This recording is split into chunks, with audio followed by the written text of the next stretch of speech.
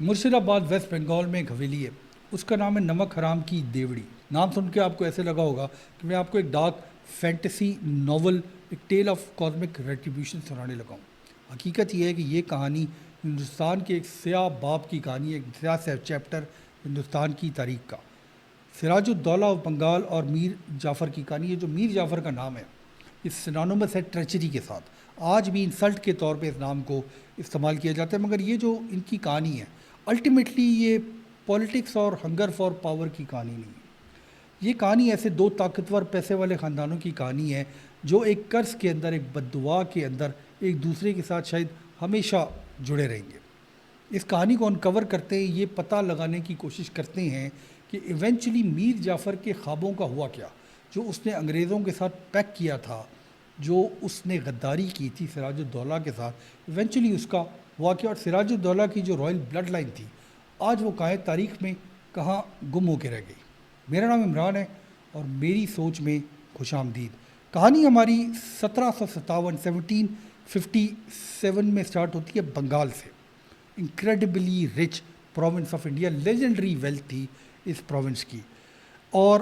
Mughal empire جو تھی، جو دلی سے رول کیا کرتی تھی، اس کی طاقت آہستہ آہستہ فیڈ ہو رہی تھی۔ ریجنل رولرز جو ہیں وہ ہندوستان میں جگہ جگہ تھے اور ان کو نواب کہا جاتا تھا، اور ایمنس پاور یہ لوگ ییلڈ کرتے تھے۔ 1757 میں بنگال کے نواب کا نام تھا نواب سراج الدولہ ینگ، اور امپلسو آدمی، فیسلی پروٹیکٹیو آف ہز ڈومین، اور برٹش ایسٹ انڈیا کمپنی سے وہ خاصے سسپیشس تھے کہ یہ جو فورن لوگ ہیں یہ ہماری زمین پہ، ہندوستان کی زمین پہ کر کے آ رہے ہیں۔ یہ جو ٹریڈنگ کا کام سٹارٹ کیا ہے برٹش ایسٹ انڈیا کمپنی نے، ان کا الٹیمیٹ ایم کیا ہے۔ تاریخ میں ویسے اگر آپ سراج الدولہ کے بارے میں پڑھیں تو ان کی طبیعت کے بارے میں تاریخ خاصی کائنڈ نہیں ہے۔ وہ ایک سخت رولر سمجھے جاتے تھے، ان کے جو ظلم تھے ان کے بارے میں بھی تاریخ میں لکھا گیا ہے۔ بہرحال وہ بنگال کے نواب تھے، اور ٹینشن جو تھیں بنگال میں، چونکہ کلکتے میں برٹش ایسٹ انڈیا کمپنی کی فیکٹری ہوا کرتی تھی، ان کا بیس جو ہے وہ کلکتہ کا شہر تھا، اور ٹینشن پہلے ہی بوائلنگ پوائنٹ پہ تھی، اور فورٹیفائی کر لیا تھا برٹشرز نے کلکتے کے شہر کو۔ نواب نے یہ ڈائریکٹ آرڈر دیا تھا کہ کلکتے کے آس پاس کسی قسم کی فورٹیفیکیشن نہیں ہونی چاہیے، اور ٹریڈنگ رائٹس جو نواب نے دیے ہوئے تھے برٹش ایسٹ انڈیا کمپنی کو، اس کو بلیٹنٹلی ابیوز کیا جاتا تھا برٹش ایسٹ انڈیا کمپنی کی طرف سے۔ یہ ویسے انٹریگ کا زمانہ ہے ہندوستان میں، جگہ جگہ چھوٹی چھوٹی ایمپائرز کو، چھوٹی چھوٹی ریاستوں کے خلاف بہت قسم کی پلاٹنگ کی جاتی تھی، ان کے اپنے شاہی خاندانوں کے اندر سے کی جاتی تھی۔ انفیکٹ نواب سراج الدولہ کی جو گریٹ آنٹ تھی گاستی بیگم، وہ بھی ایکٹیولی نواب کے خلاف پلاٹ کری تھی۔ جو پاورفل بینکنگ فیملیز تھیں اس زمانے میں ہندوستان کی، جگت سیٹھ فیملی، وہ بھی آلریڈی نواب سے خاصے تنگ تھے، ان کو ریپلیس کرنا چاہتے تھے۔ یہاں پہ کہانی کے اندر میر جعفر کی انٹری ہوتی ہے۔ میر جعفر کوئی عام آفیشل نہیں تھا نواب سراج الدولہ کے کورٹ کا، انفیکٹ وہ کمانڈر ان چیف تھا، the highest ranking general in the nawabs entire army. In fact Mir Jafar کی شادی نواب سراج الدولہ کی فیملی میں ہوئی تھی، ایک طرح کی رشتہ داری بھی تھی، مگر یہ جو ایمبیشن ہوتا ہے، یہ جو لسٹ فار پاور ہوتی ہے، یہ اس قسم کے جو رائل کورٹس تھے ان کے اندر ہمیشہ سے رہی ہے۔ ان کے اندر جو ایمبیشن ہوتا ہے وہ ریاستوں کو بھی تباہ کر دیتا ہے اور ملکوں کی، نیشنز کی ہسٹری کو بھی چینج کر دیتا ہے۔ سراج نے ان کو ڈیموٹ کر دیا تھا پاورفل پوسٹ سے، اور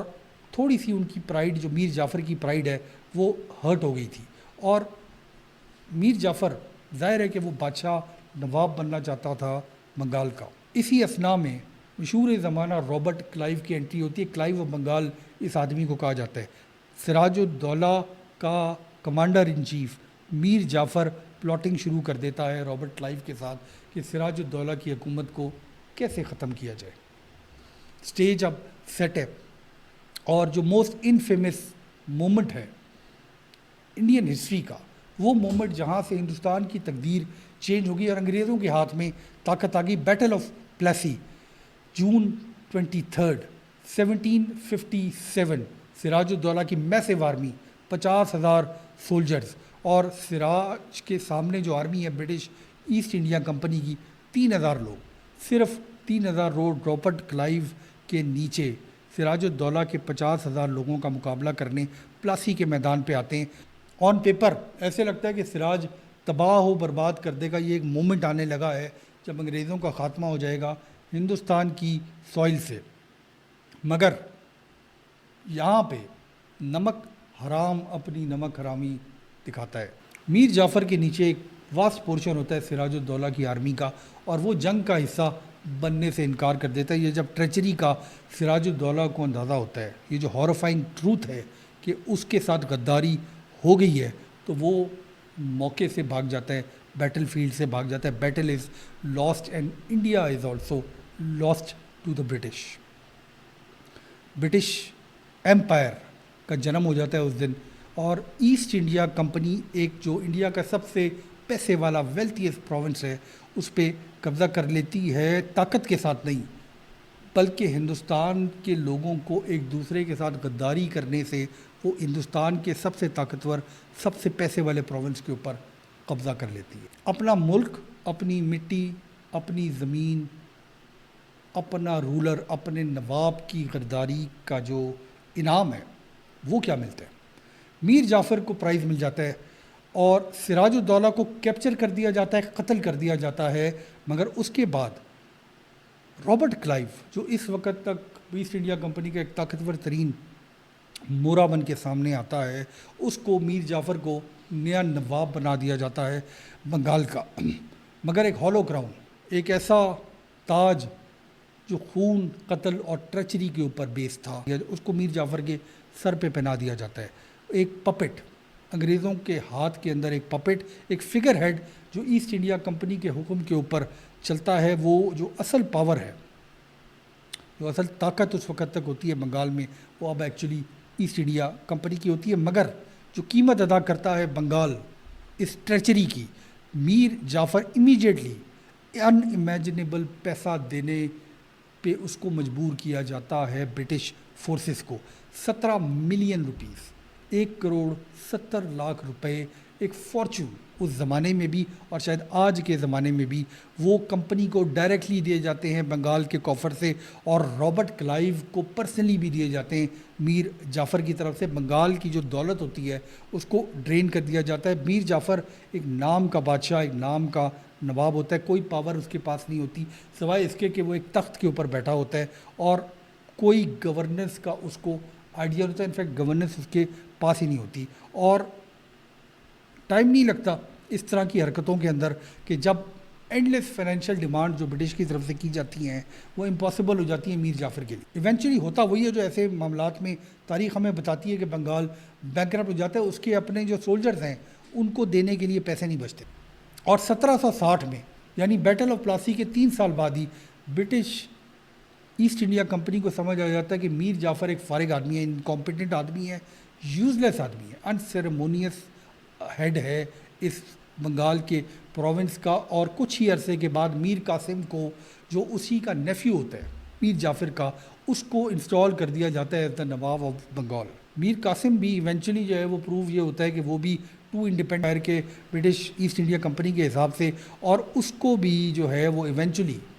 ریپلیس کر دیا جاتا ہے برٹش ایسٹ انڈیا کمپنی کی طرف۔ یہاں پہ جو کہانی کا ٹوسٹ ہے وہ آتا ہے، تھوڑا سا پیچھے چلتے ہیں بیٹل آف پلاسی کے بعد، کہ ریکارڈڈ ہسٹری کے اندر ہم لیجنڈ کو، متھ کو کیسے ڈالتے ہیں، سپر نیچرل چیزیں جو ہیں وہ ہسٹری کے اندر تاریخ کا حصہ کیسے بن جاتی ہیں۔ کہا جاتا ہے کہ جب سراج الدولہ کو کیپچر کیا گیا اور اس کا جو کیپٹل تھا میرن وہاں پہ لایا گیا، تو میر جعفر کا اپنا بیٹا جس نے یہ آرڈر کیا تھا ایکسیکیوشن کا سراج الدولہ کا، تو سراج الدولہ کو مرڈر کیا گیا اس حویلی کے اندر جو میر جعفر کا گھر تھا، اور اس گھر کو جس کو ہم نے شروع میں نمک حرام کی ڈیوڑی کا ہے، وہاں پہ سراج الدولہ جو نواب تھا بنگال کا، میر جعفر کا نواب تھا، اسی کے حکم پہ اس کو قتل کر دیا جاتا ہے۔ آج بھی میر جعفر کی حویلی کے دروازے کو، نمک حرام کی ڈیوڑی کے دروازے کو دا ٹریٹرز گیٹ کہتے ہیں۔ لوکل لیجنڈز، لوکل فوک لا یہ کہتی ہے کہ سراج الدولہ نے مرتے وقت جب اس کی جان نکالی جا رہی تھی تو ایک بد دعا، ایک پاورفل کرس انلیش کیا، میر جعفر کے خاندان کے اوپر، میر جعفر کے اوپر، اس کی تمام بلڈ لائن کے اوپر، اور ون بائی ون جو کی فگرز تھے جنہوں نے اس نواب کے قتل کے اندر پلاٹنگ کی تھی، ان کا بھی الٹیمیٹ گروسم اینڈ ہوا اس قرض کی وجہ سے۔ جس شخص نے کہا جاتا ہے کہ سراج الدولہ کو قتل کیا، اس کا نام تھا محمد بیگ۔ کہا جاتا ہے کہ وہ ایونچولی اپنی زندگی میں پاگل ہو گیا، اور ایونچولی جو ہے وہ ایک کنویں کے اندر چھلانگ مار کے اس نے اپنی جان لے لی۔ گھسیتی بیگم جو اسکیمنگ آنٹی تھی سراج الدولہ کی، جو پلاٹنگ کرتی رہی تھی، جس کی پلاٹنگ سے یہ جو کانسپریسی ہے، اس کو ایونچولی امپریزن کر دیا گیا، جیل میں ڈال دیا گیا، اور ایونچولی اس کو دریا میں پھینک کے مار دیا گیا۔ جو جگت سیٹھ تھا اس ساری کہانی کا فائنینسیئر، وہ بھی اس کو ایک قلعے کی چھت سے نیچے پھینک کے قتل کر دیا گیا۔ مگر یہ جو بدعا تھی، یہ جو قرض تھا سراج الدولہ کا لیجنڈ قرض، یہ جو سپر نیچرل قرض تھا، اس کی سب سے ڈرامیٹک پنشمنٹ جو ہے وہ میر جعفر کی اون فیملی کے ساتھ ہوئی۔ جو میرن تھا، جو میر جعفر کا بیٹا تھا، وہ ایک ملٹری کیمپین پہ نکلا ہوا تھا، اور اس کے ٹینٹ کے اوپر آسمانی بجلی نے حملہ کیا اور اس کو زندہ جلا دیا گیا آسمانی بجلی کی طرف سے۔ لوگ یہ کہتے ہیں کہ ایک فریک سٹارم نہیں تھا، بلکہ یہ ایک قرض تھا جو سراج الدولہ نے اس میر جعفر کے خاندان کے اوپر ڈالا تھا، کیونکہ اس وقت نہ کوئی بارش ہو رہی تھی، نہ کوئی طوفان آ رہا تھا۔ ایک pay back for murdering the Nawab of Bengal. As far Mir Jafar, legend یہ کہتی ہے کہ اپنے آخری ٹائم میں وہ انتہائی زیادہ مزری کا شکار تھا۔ کچھ یہ بھی سٹوریز کہتی ہیں کہ آخر میں کوڑ کا، یعنی لیپرسی کا مرض اس کو ہو گیا تھا، اور ایونچولی وہ ایک سوشل آؤٹ کاسٹ بن گیا تھا۔ ایونچولی 1765 میں ایک ڈسگریسڈ آدمی، ایک تنہا آدمی جو ہے وہ اس دنیا سے کوچ کر گیا۔ آج اس کہانی کے جو فزیکل ریمینز ہیں، اس قرض کے جو فزیکل ریمینز ہیں، وہ جو پیلس حویلی میر جعفر کی تھی، نمک حرام کی دیوڑی، ایک کرمبلنگ روئنز ہیں۔ آج لوکل جو مرشد آباد کے شہر میں رہتے ہیں وہ یہ کہتے ہیں کہ یہ جگہ ہانٹیڈ ہے۔ اس جگہ پہ جو گوسٹ ہیں، جو روحیں ہیں ان کانسپیریٹرز کی، وہ رات کے ٹائم چیخیں مارتی ہوئی سنائی دیتی ہیں۔ وہ اس دیواروں کے اندر قیامت تک بند رہیں گی، اور ہندوستان کی جو ٹریجری ہے، ہندوستان کے ساتھ نمک حرامی کی جو سزا ہے، وہ ان روحوں کو قیامت تک ملتی رہے گی۔ یہ جو نمک حرام کی دیوڑی ہے مرشد آباد میں، ایمنس ویٹ آف ہسٹری، خون بہا، اور ایک ایسا کرائم جو ایک نیشن کے ساتھ کرائم تھا، ایک قوم کے ساتھ کرائم تھا، ایک ارب لوگوں کے ساتھ جو کرائم تھا، اس کا وزن آج بھی ان دیواروں کے اندر نظر آتا ہے۔ اور شاید ایک سٹارک ایگزامپل ہے یہ جو ٹریٹرز گیٹ ہے، یہ جو نمک حرام کی دیوڑی ہے، کہ جب آپ اپنی قوم کے ساتھ غداری کرتے ہیں تو اس کا نتیجہ نکلتا کیا۔ میں نے شروع میں ذکر کیا تھا کہ یہ جو کہانی ہے یہ دو خاندانوں کی کہانی ہے، تو اس میں سوال یہ پیدا ہوتا ہے کہ سراج الدولہ کی ایکسیکیوشن کے بعد اس کی بلڈ لائن کا کیا ہوا، اس کے بچوں کا کیا ہوا، کیونکہ یہ جو کیس ہے ٹائم کا، تاریخ نے اس کی جو ڈسینڈنٹس ہیں اس پہ کوئی خاص روشنی نہیں ڈالتی۔ مگر لیجنڈ یہ کہتی ہے کہ ایک انکریڈیبل سٹوری تھی سروائیول کی جو آج تک چل رہی ہے۔ گراؤنڈ بریکنگ ریسرچ کی گئی، امالینڈو ڈی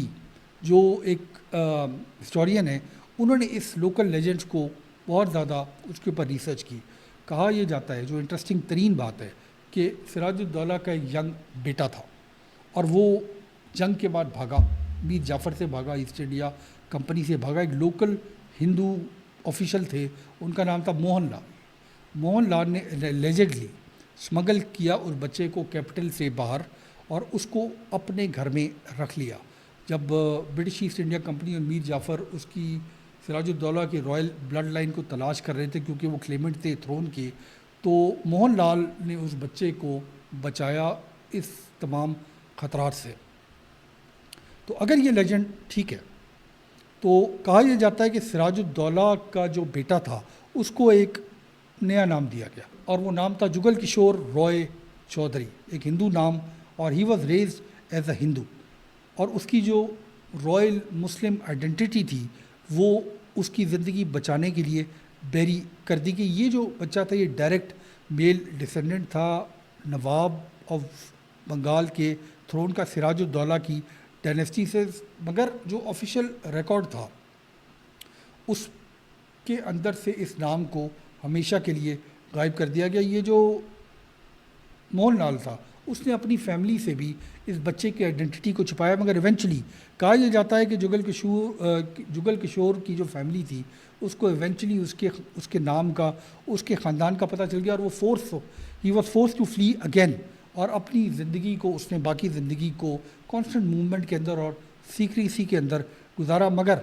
کہتے ہیں کہ اس نے مرنے سے پہلے، جگل کشور نے مرنے سے پہلے اپنے بیٹے کو اپنی لینیج کے بارے میں، اپنے دادا کے بارے میں، اپنی نواب آف بنگال کی لینیج کے بارے میں بتایا، اور اس نے یہ بھی کہا کہ اس کو مسلمان طریقے سے بیری کیا جائے اور اس کو ہندو طریقے سے کریمیٹ نہیں کیا جائے۔ فائنل شاید ایکنالجمنٹ کہ جو اسلامک فیتھ میں وہ بچہ بڑا ہوا تھا اور پھر ایک انتہائی عجیب سی زندگی اس نے گزاری، maybe it was a final testament to his Islamic faith. اچھا، یہ جو سپر نیچرل آپ کو میں نے کہانی سنائی ہے روئن آف ٹو فیملیز کی، تو یہ کہانی کو اگر آپ ہسٹوریکل پرسپیکٹو سے بھی دیکھیں تو میر جعفر کی جو فیملی تھی اس کا جو ڈاؤن فال تھا وہ ایک پولیٹیکل ریالٹی بھی تھی اور ایک اکنامک سرٹنٹی بھی تھی۔ اس کی پاور کبھی بھی اس کی نہیں تھی۔ اس طرح کی غداری تاریخ کے اندر جب بھی لوگوں نے کی ہے ان کا انجام اچھا نہیں ہوا۔ وہ انٹائرلی ڈیپینڈنٹ تھا برٹش امپائر کے اوپر، برٹش ایسٹ انڈیا کمپنی کے اوپر، ایک مورا ان کی گیم آف چیس میں جس سے وہ پورے ہندوستان کے اوپر قبضہ کرنا چاہ رہے تھے۔ اس کو شاید سمجھ نہیں آیا کہ اصل طاقت برٹش حاصل کرنا چاہتے ہیں اور ہندوستانی رولرز کی اس ساری گیم کے اندر کوئی جگہ نہیں۔ جس وقت یہ جو رولرز تھے جنہوں نے غداری کی اپنے نوابوں کے ساتھ، اپنے بادشاہوں کے ساتھ، جب بھی ان کی ضرورت ختم ہو گئی تو ان کو سیٹ اسائیڈ کر دیا گیا۔ ان سے اتنے زیادہ پیسے لیے گئے کہ پروونسز ریاستوں کی ریاستیں بینکرپٹ ہو گئیں، اور جو وائلنٹ ڈیتھ تھی سراج الدولہ کی کہانی کے اندر جو کنسپیریٹرز تھے ان کا ایک ہسٹوریکل کانٹیکسٹ بھی ہے۔ یہ جو پولیٹیکل دنیا تھی 18ویں صدی انڈیا کی، یہ بروٹل تھی اور ایک انسٹیبل دنیا تھی۔ ایک الائنسز بن رہے تھے، الائنسز ٹوٹ رہے تھے، تلوار کے ذریعے، کانسپریسی کے ذریعے بادشاہوں کو لایا بھی جاتا تھا، بادشاہوں کو ختم بھی کیا جاتا تھا۔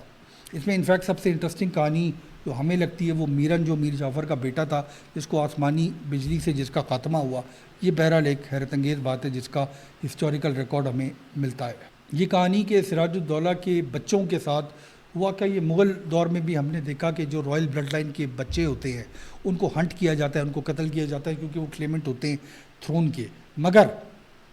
یہ لیجنڈ کہ اس کی اولاد سروائیو بھی کی، اور یہ ایک پاورفل ٹیسٹیمنٹ ہے کہ سراج الدولہ کی لیگیسی کے لوئل فالوورز اس وقت بھی بنگال میں موجود تھے۔ مگر یہ جو کرس ہے جس کے بارے میں یہ ویڈیو ہم نے بنائی، یہ شاید ایک پاورفل نیریٹو ہے۔ اس نیریٹو کو شاید اس لیے بھی سمجھنا ضروری ہے کہ جب بھی آپ اپنی قوم کو بٹرے کریں گے، جب بھی آپ فارینرز کے ساتھ مل کے باہر کی طاقتوں کے ساتھ اپنی نیشن کو، اپنی مٹی کو بٹرے کریں گے، آپ کا انجام اور آپ کی اولادوں کا، آپ کی ڈیسینڈنٹس کا انجام اچھا نہیں ہوگا۔ دو ڈائنیسٹیز، دو tragic fates bound together by one fateful moment of betrayal. ایک فیملی، ایک ٹریٹر جس کو بادشاہت مل گئی اور بادشاہت کے بعد اس کا سب کچھ تباہ ہو کے رہ گیا، اس کا جو نام ہے انسلٹ کے طور پہ آج استعمال کیا جاتا ہے۔ دوسری فیملی، نواب کی family, erased from the books of history, پتہ ہی نہیں ہے کہ اس کے بچے کہاں ہیں، کس حالت میں ہیں، کس فیتھ سے ان کا تعلق ہے، کیا نیا نام ہے، کیا نیا فیتھ ہے، کچھ بھی نہیں پتہ۔ یہ کہانی ٹریٹرز کرس کی جو کہانی ہے، پاورفل فیسینیٹنگ کہانی ہے۔ اس کے اندر یہ کھچڑی ہے ہسٹوریکل فیکٹ کی، چلنگ فولک لور کی بھی،